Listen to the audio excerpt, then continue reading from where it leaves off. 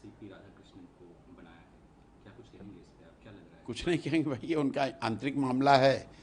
NDA को, भाजपा को तय करना है कि वो किसको अपना उपराष्ट्रपति का उम्मीदवार बनाते हैं। उन्होंने निर्णय लिया है, हम लोग सुन रहे हैं कि राधाकृष्णन जी को उम्मीदवार बनाया गया है। राजनाथ सिंह ने मल्लिकार्जुन खड़गे को कॉल किया और बाकायदा सपोर्ट भी मांगा, क्या उनको भाई हम प्रशांत किशोर इतने बड़े व्यक्ति नहीं है, हमें इन चीज़ों की ना जानकारी है ना मुझे कोई ज़्यादा इसकी समझ है।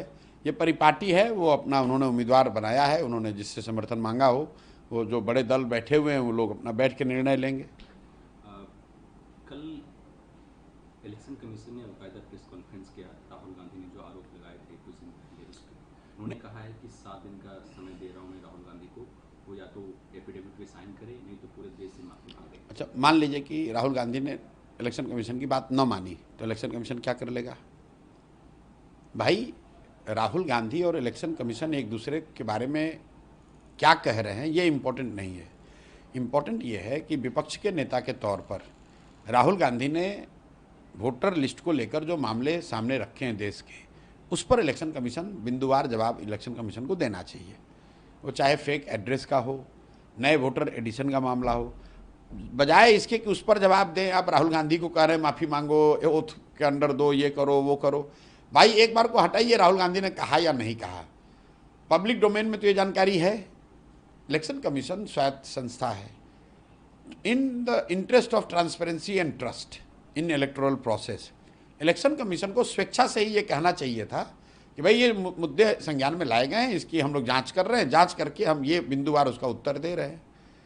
बजाय उसके इसको Rahul Gandhi versus election commission versus Rahul Gandhi बनाने का कोई मतलब नहीं है। इलेक्शन कमीशन कह रही है कि जो आरोप इलेक्शन कमीशन के ऊपर लगाया जा रहा है वो बेबुनियाद है। भाई बेबुनियाद है, पहले बताओ तो कैसे? ठीक है, मान लिया इलेक्शन कमीशन कह रही है कि ये बेबुनियाद है, तो कैसे बताइए। तो राहुल गांधी ने अपने प्रेस वार्ता में बताया कि कई होम एड्रेस जो है वो जीरो, उसके सामने जीरो लिखा है। तो ये सामान्य कई लोगों को समझ में आ रहा है कि भाई बिहार में, देश में कई घरों के जब एड्रेस हाउस नंबर नहीं होता है वहाँ पर एंट्री के लिए आपने जीरो डाल दिया, ये बात समझ में आ रही है। लेकिन ऐसे बीसियों बात और राहुल गांधी ने बताया है, उसको क्यों नहीं बता रहे हो आप? उस पर जवाब तो दो। वो सीसीटीवी फुटेज के बारे में कह रहे हैं कि कहीं ना कहीं महिलाओं के निजता का हनन होगा अगर मैं रिलीज करता हूँ तो। मेरे भाई सीसी फुटेज क्या में आप डिजिटल डेटा क्यों नहीं अपलोड कर सकते हैं? डिजिटल डेटा क्यों नहीं अपलोड कर सकते हैं? ये प्राइवेसी का मामला बनाकर इलेक्शन कमीशन लोगों को बेवकूफ़ बनाने की कोशिश कर रहा है। आप बताइए कि फॉर्म 20 का डेटा, फॉर्म 19 का डेटा, फॉर्म 6 का डेटा अगर आप ऑनलाइन जारी करेंगे उससे क्या प्राइवेसी का मामला हो जाएगा? भाई वोटर लिस्ट तो उपलब्ध है ही ना पब्लिक डोमेन में, कौन कौन वोटर है ये तो पता ही है। उसको अगर आप मशीन रीडेबल फॉर्म में कर देंगे तो उससे क्या प्राइवेसी कॉम्प्रोमाइज़ हो जाएगी? अगर आपकी जानकारी पब्लिक के बारे में नहीं है कि फलाने व्यक्ति वोटर हैं या नहीं हैं, तो जानकारी देने में प्राइवेसी का मामला होगा ना। यहाँ पर तो आपने जानकारी दी है, लेकिन एक ऐसे फॉर्म में दी है जिससे कि उसको एनालाइज करने में, फॉलो करने में लोगों को दिक्कत हो रही है। अगर आप उसको डिजिटल फॉर्म में, मशीन रीडेबल फॉर्म में दे देंगे तो जो जानकारी उपलब्ध है उसको देखने समझने की क्षमता बढ़ जाएगी। इसमें प्राइवेसी का मामला कहाँ से है? कमीशन ने यह भी कहा कि एक भारत एक लोकतांत्रिक देश है, ऐसे में यहाँ के मतदाताओं को अपराधी कहना, वोट चोर कहना नहीं, अब मुझे नहीं लगता है कि, देखिए मुझे नहीं लगता है कि राहुल गांधी ने वोटर को चोर कहा है। उन्होंने इलेक्शन कमीशन पर यह आरोप लगाया है, तो इलेक्शन कमीशन वोटर नहीं है। इलेक्शन कमीशन तो एजेंसी है जो वोटरों के से वोट मतदान कराने की उनकी जिम्मेवारी है। उन्होंने, राहुल गांधी ने, जहाँ तक मैं समझा हूँ, जो बात मैंने सुनी है, राहुल गांधी ने वोटर को चोर नहीं कहा है।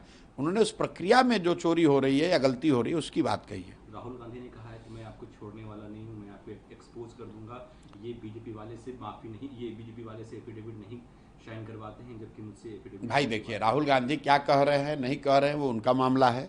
राहुल गांधी सक्षम है, उनकी पार्टी सक्षम है अपनी बात रखने को, कहने को, लड़ाई लड़ने को। मैं एज ए थर्ड पार्टी इतना ही कह सकता हूँ कि मामला राहुल गांधी और इलेक्शन कमीशन का नहीं है, मामला इलेक्टोरल प्रोसेस का है, उसकी शुद्धता, उसकी विश्वसनीयता का है।